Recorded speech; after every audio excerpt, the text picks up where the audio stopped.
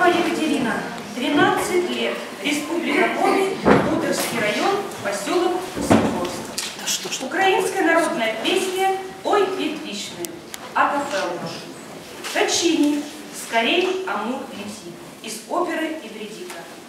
Дюбюк, слова Полежаева, сарафанчик, растяганчик. Ой, під вишнею, під черешнею, стояв старий з молодою, як із ягною. Стояв старий з молодою, як із ягною. І просилася, і молилася, пусти ж мене, старий дідом, на вулицю погулять.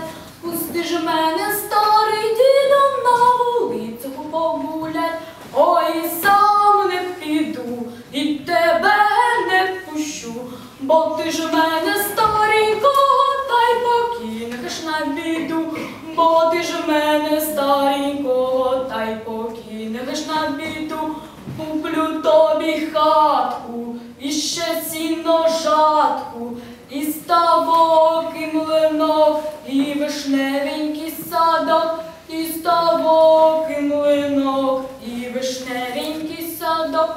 Ой, не хочу хатки, і не сіножатки, ні ставка, ні млинка, ні вишневого садка, ні ставка, ні млинка, ні вишневого садка.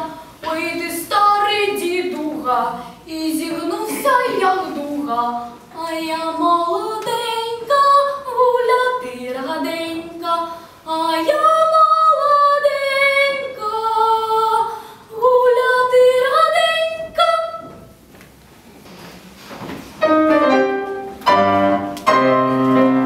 Я без матушки родимой, сарафанчик свой любимый надевала вечерком. В разноцветном хороводе я плясала на свободе и резвилась, как дитя.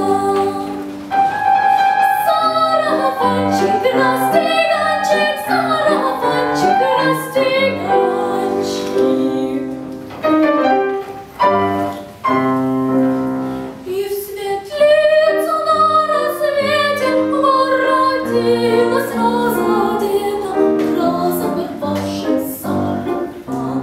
Долго мать меня журила и до свадьбы запретила выходить за ворота. Сарафанчик, растяганчик,